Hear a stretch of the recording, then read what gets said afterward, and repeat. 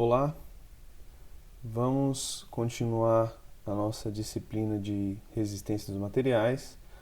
Agora vamos mudar um pouquinho o assunto, falar ainda sobre tensão, né? Mas agora um pouco mais de informações a respeito do que acontece com o elemento que sofre aquele esforço, que sofre aquela tensão, né? À medida que a gente aplica um esforço sobre um determinado elemento, ele responde se deformando. Ele não é mais um objeto rígido que não sente a presença do esforço ali, né? Das vinculações, etc., do peso próprio. Então nós vamos estudar o que acontece com um elemento internamente, do ponto de vista molecular, o que acontece com ele na deformação, né? Então, a relação que existe entre tensão provocada sobre um elemento e a deformação que ele sofre por causa daquele esforço aplicado sobre ele.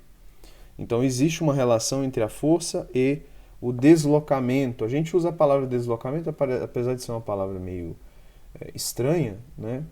Para ser algo neutro entre o alongamento, que acontece quando a gente traciona um elemento, e o encurtamento, que acontece quando a gente comprime um elemento, né?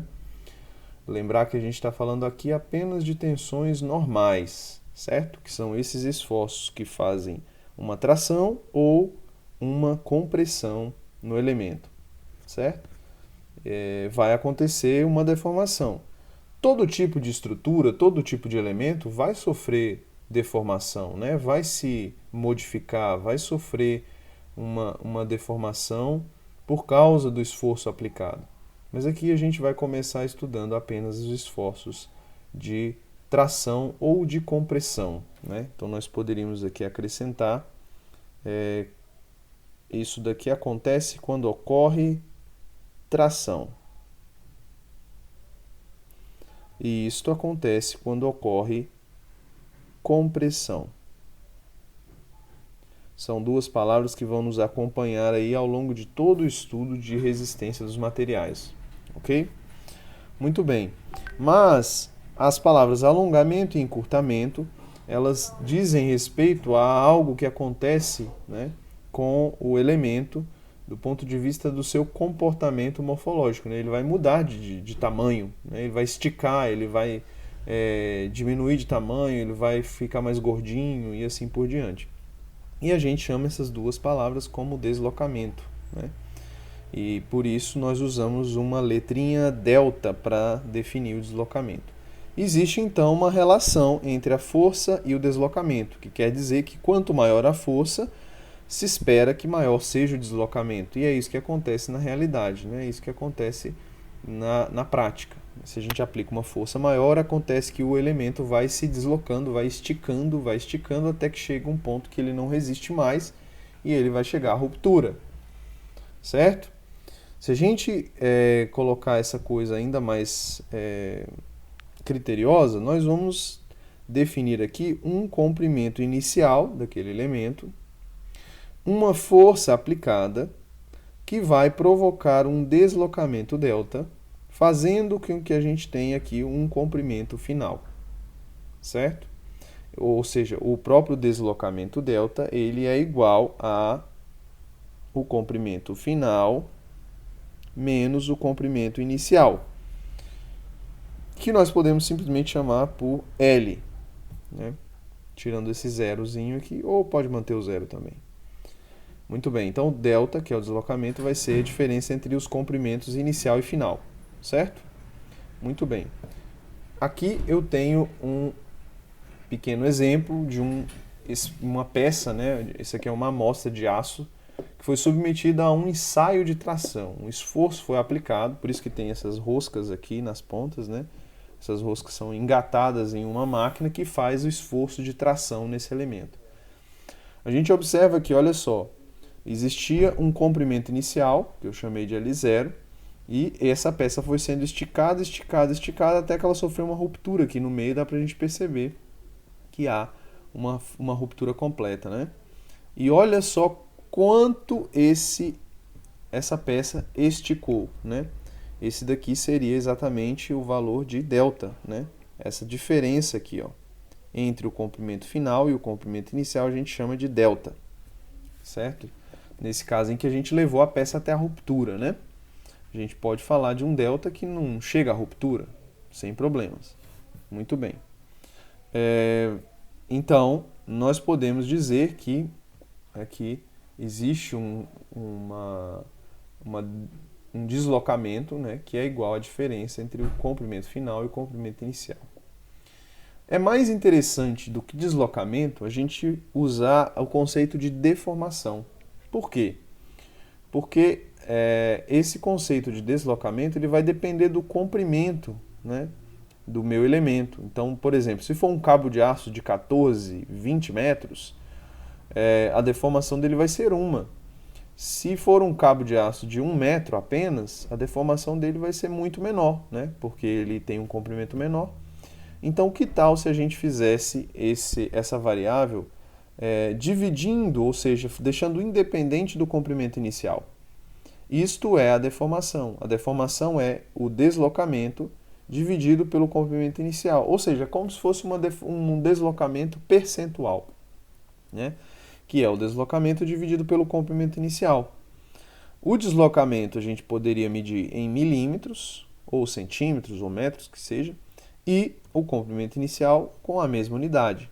Portanto, se a gente tem milímetros com milímetros, a gente tem um elemento, uma variável adimensional, né, que não tem dimensão, ou uma variável percentual, né?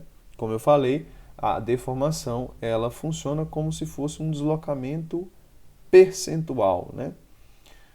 Quando a gente quer fazer a coisa do ponto de vista de porcentagem, a gente não divide pelo valor total, né? Então a gente está fazendo exatamente isso, estamos dividindo pelo valor total, né? Por exemplo, quantas pessoas da minha sala gostam de sorvete de chocolate, né?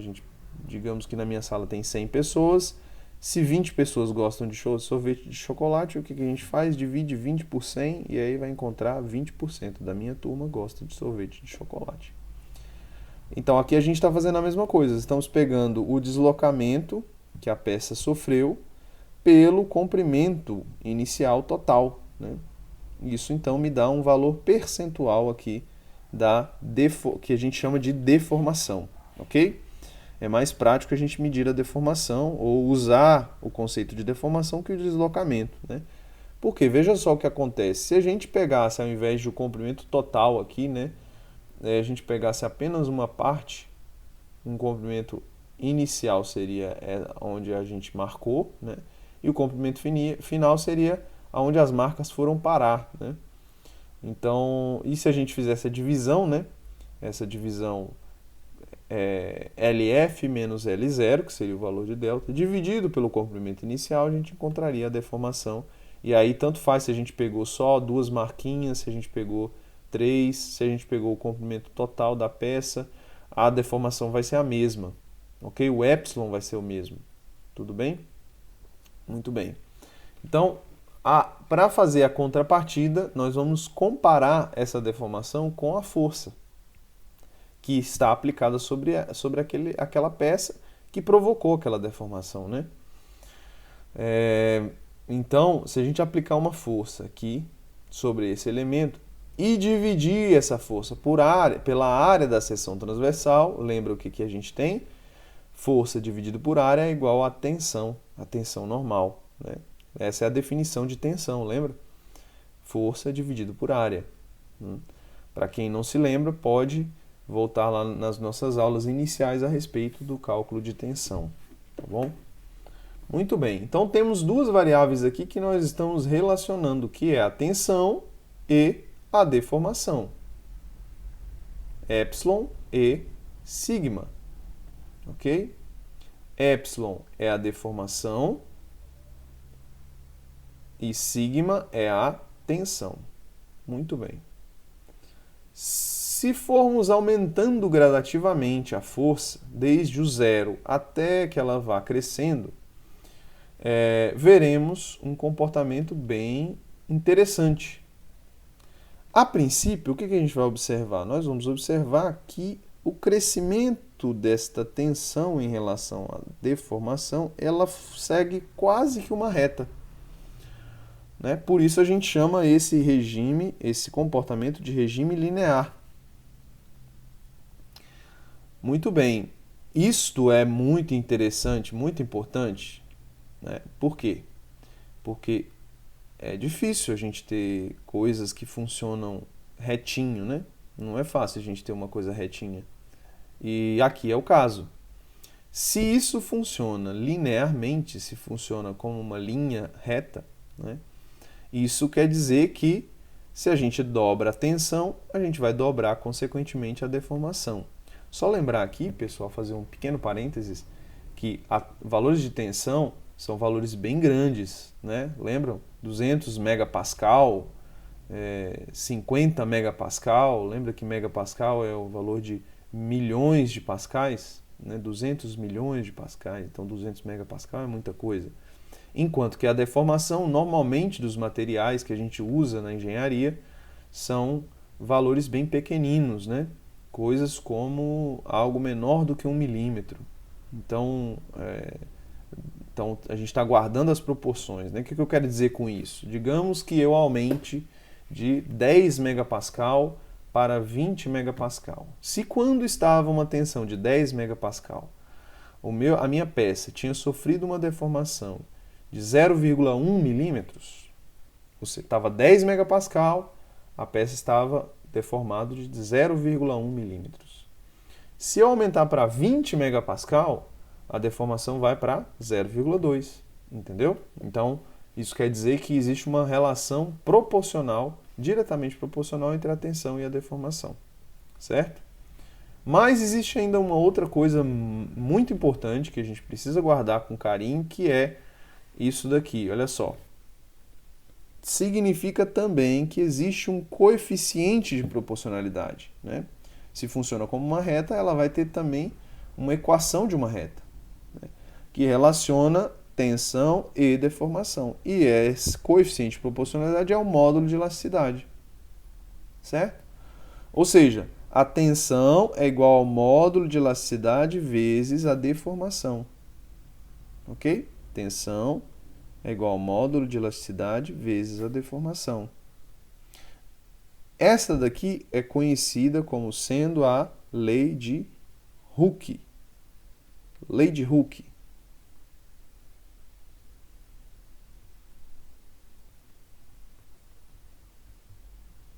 Lei de Hooke. Por que lei de Hooke, né? Vocês vão se lembrar das aulinhas de mecânica em que a gente fazia um ensaio com uma mola. Se lembram? A gente tinha uma molinha e aí a gente aplicava um pezinho na molinha. A gente colocava aqui na ponta da molinha um pezinho. Aí depois a molinha deslocava um pouco. Lembra disso? Tinha um valor X inicial. Igualzinho o que a gente está acontecendo aqui, né? Aí você dobrava o pezinho, colocava o dobro do peso. O que acontecia? Ela deslocava o dobro. Então dava um deslocamento aqui. Se eu colocava 2 pesos, dava o dobro do deslocamento. E assim por diante. E a gente tinha uma lei lá, que era a lei de Hooke para a mola. Como que era a lei? Força igual a Kx, né? Ou alguns professores ensinavam K-delta, inclusive. Olha só que coincidência, não é? O mesmo delta que a gente está usando aqui. Alguns professores usavam K-delta. O que é o K? É a constante da mola, é a rigidez da mola. Aqui é a mesma coisa. Nós temos, só que aqui não é uma mola, né? É uma peça maciça, né? Um material, um elemento estrutural que vai compor uma estrutura, né? Só que essa peça, né, esse elemento, ele também tem uma rigidez que a gente chama de módulo de elasticidade. Cada material ele vai ter o seu módulo de elasticidade, um valor específico de módulo de elasticidade. Por exemplo, o módulo de elasticidade do aço. O módulo de elasticidade depende do aço, né? Claro, depende da composição do aço, mas vamos colocar um valor médio aqui, um valor especulativo. O módulo de elasticidade do aço é 200 gigapascal. O que é um gigapascal mesmo? É 200 vezes 10 a nona pascal. Muita coisa, né? Vamos lá, o módulo de elasticidade do concreto. O módulo de elasticidade do concreto é 20 gigapascal, né? E assim por diante. Cada material vai ter um módulo de elasticidade específico, tá bom? Muito bem. E aí, ou seja, isso é muito interessante. Por quê? Porque se eu conheço o módulo de elasticidade do material, eu posso dizer, olha, eu vou aplicar uma determinada tensão nesse material. Você sabe quanto que ele vai deformar? Sim, se eu conheço o módulo de elasticidade, né? Ou ainda, eu medi que o meu material se deformou de tanto. Se eu conheço o módulo de elasticidade, basta eu multiplicar aqui o módulo de elasticidade vezes a deformação e vou encontrar qual que é a tensão que está sendo aplicada, que ele está sofrendo, né? Por isso é tão importante essa expressão. Mas vejam, ela só funciona nesse primeiro momento em que o gráfico se comporta como uma linha reta, certo? Por que eu estou dizendo isso? Porque agora nós vamos para um segundo ponto em que o gráfico passa, né? Existe um ponto ali específico que a gente chama de escoamento, né? Esse ponto aqui é o ponto a partir do qual o gráfico se comporta completamente diferente do que ele vinha fazendo antes. Se a gente chamava esse regime antes de regime linear ou de regime elástico, né? Agora a gente passa a chamar esse regime de regime plástico. Por quê? Porque aqui agora o material vai começar a se deformar de maneira plástica mesmo, né?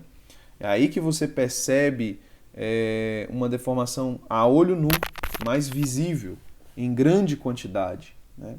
Vai se deformar muito o material. Principalmente se a gente lembra do aço, né? O aço, quando ele sofre um esforço muito grande, ele começa a se deformar de tal modo que ele amassa, né? Amassar significa uma deformação plástica, né? Então quer dizer que ele já excedeu esse valor máximo de tensão aqui, que a gente chama de tensão de escoamento, né? A gente chama de tensão de escoamento, sigma E, né? Aqui está no inglês que a gente encontrou essa figura aqui, mas essa tensão aqui, né? Essa tensão aqui se chama tensão de escoamento.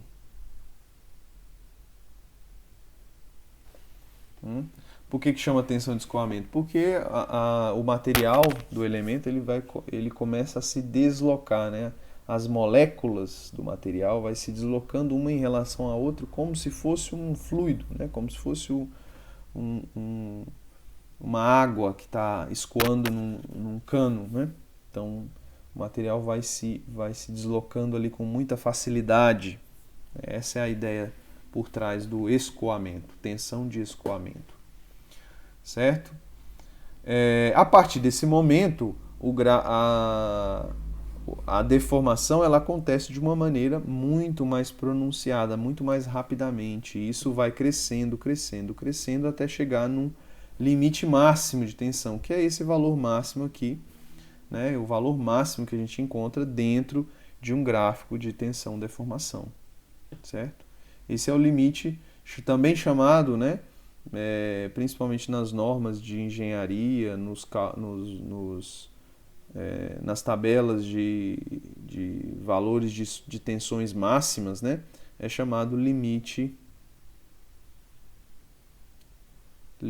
último. Então, muitas vezes chamado de sigma U. Por quê? Porque é a última tensão, né, que esse elemento vai sofrer antes da ruptura.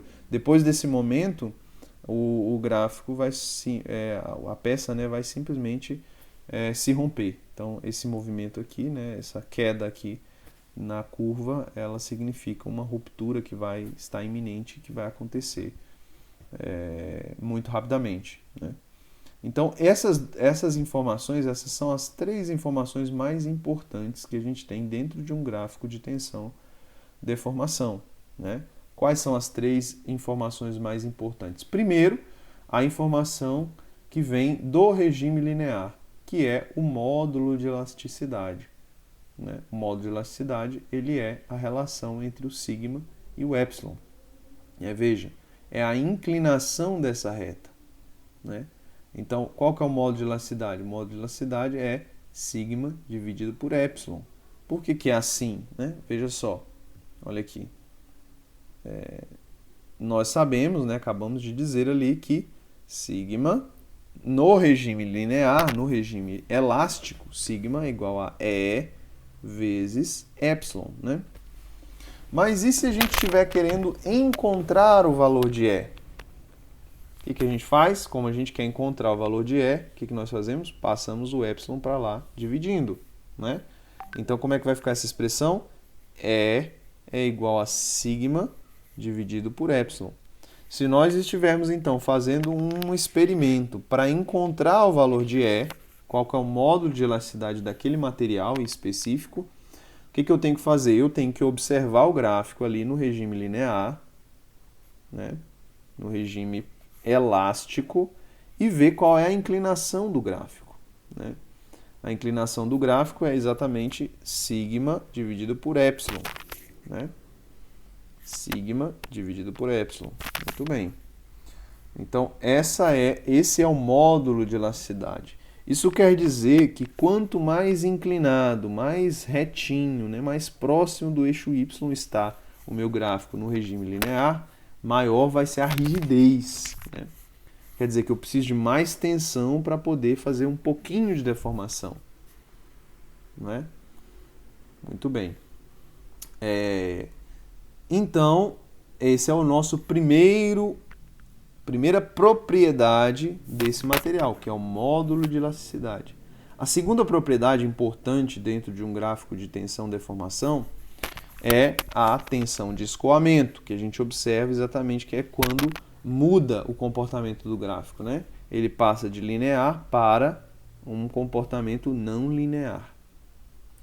E a terceira informação é a tensão última, certo? A tensão limite de ruptura do material, porque a partir dessa tensão, certamente o material está inútil para a utilização, né? Ele já chegou ao limite e o que ele tem para fazer agora é só falhar, né?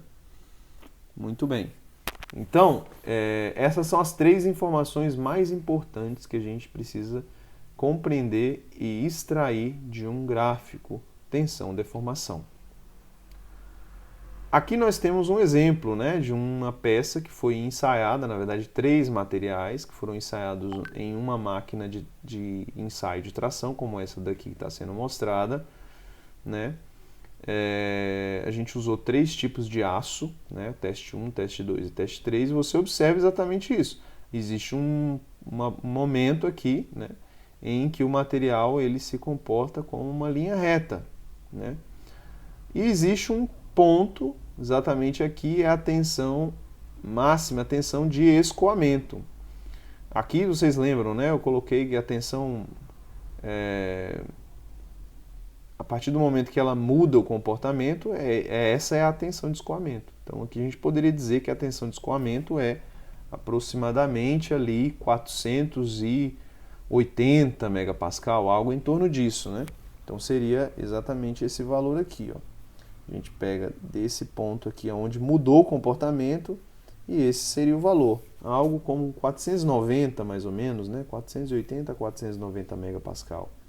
Seria mais ou menos aqui o valor da tensão, né? Então essa seria a tensão de escoamento do material, certo? O que significa isso? Significa que se eu for aumentando a tensão, né, a força dividido pela área, porque é isso que é tensão. Se eu for aumentando essa tensão de tal modo que ela chegue a 490 megapascal, isso quer dizer que o meu material ele vai começar a se deformar plasticamente. Aí, se eu continuar aumentando, ele vai seguir esse caminho, seguir, até chegar num ponto máximo aqui, ó. Esse é o ponto máximo. A partir desse ponto, nesse ponto, aliás, a gente tem aqui um valor de tensão última, né? Seria esse valor aqui, ó.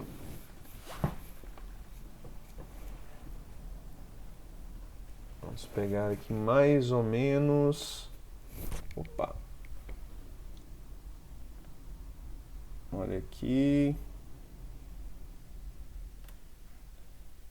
Seria algo como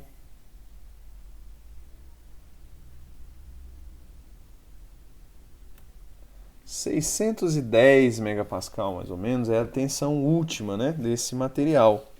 Então, quer dizer, se eu cheguei a 490 megapascal, se eu passei de 490 megapascal, eu estou imediatamente no regime plástico, certo? Se eu cheguei a 610 megapascal, essa é a tensão última, e aí nesse ponto o material já não serve mais estruturalmente, né? Então esse seria o limite último do meu material, certo? E como é que eu poderia encontrar o módulo de elasticidade desse material? Eu precisaria de um valor de deformação aqui, né, para poder fazer o cálculo. Digamos, por exemplo, deixa eu colocar um valor aqui de referência, chutar um valor arbitrário aqui, dizer que esta deformação aqui, ó, digamos que aqui na tensão de escoamento a deformação foi de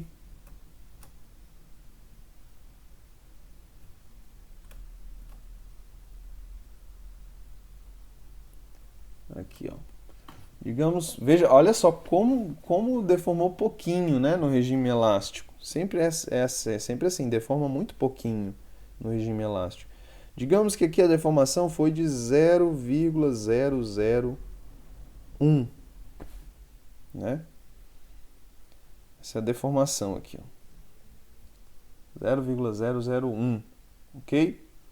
Então, qual seria o módulo de elasticidade? Bom, o módulo de elasticidade seria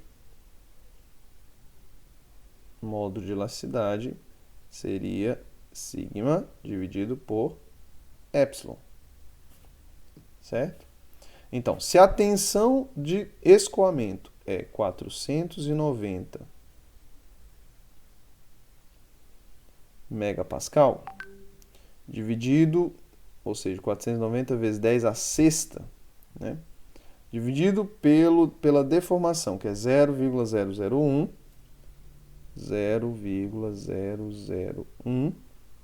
ou seja, isso é o mesmo que 10 elevado a menos 3,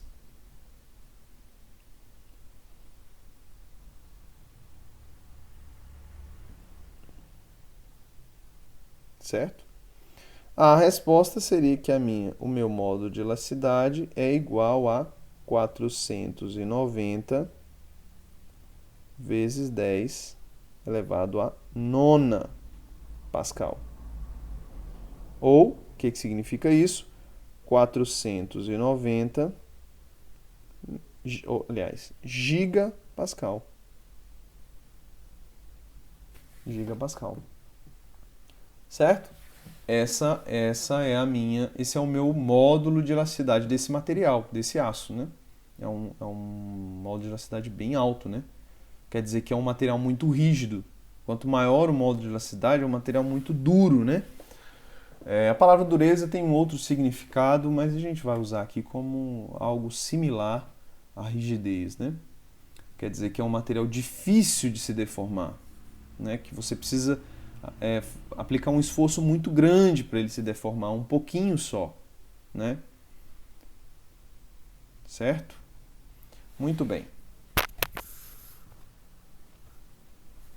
Aqui nós temos um outro exemplo, né, já com os valores de tensão em megapascal e deformação, certo? Bom, aqui a gente poderia pegar com esse aço A, vamos dizer aqui que a deformação, né, a tensão de escoamento foi mais ou menos esta daqui. Certo? Então eu teria aqui, ó, essa aqui seria a tensão de escoamento. Aproximadamente lá no 0,05, né? Muito bem, aqui novamente nós temos um valor de... vamos colocar 850 megapascal foi a tensão de escoamento, né? Então aqui, tensão de escoamento, 850 megapascal. E a deformação correspondente no escoamento foi de 0,005. Sem unidade, né? Veja aqui, ó, milímetro por milímetro, tá vendo?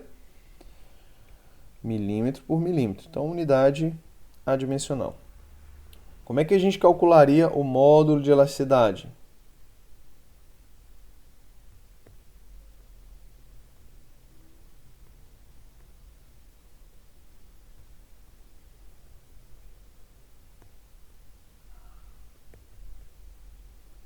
Módulo de elasticidade.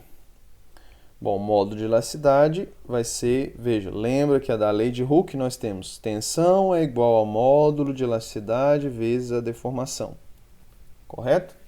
O que nós fazemos? Já que nós queremos o módulo de elasticidade, nós vamos passar o epsilon dividindo. Então, o que nós temos? E é igual a sigma dividido por epsilon. Bom, sigma é 850 e epsilon, lembra, megapascal. Megapascal é 10 elevado à sexta, dividido por 0,005. Se nós fizermos esse cálculo, né, nós temos 850 vezes... vamos colocar isso daqui em potência de 10. Então, ficou 850 vezes 10 elevado à sexta, dividido por 5 vezes 10 elevado a menos 3. Né? Então, quanto que ficaria isso tudo aqui? 850 dividido por 5, 170. Então, 170 vezes 10 elevado à nona pascal. Portanto, o meu módulo de elasticidade é igual a 170 gigapascal. Correto? Muito bem, nós então concluímos aqui o nosso estudo desta aula. A gente vai voltar novamente com outros exercícios, né, outros problemas a respeito do diagrama tensão-deformação. Até a próxima!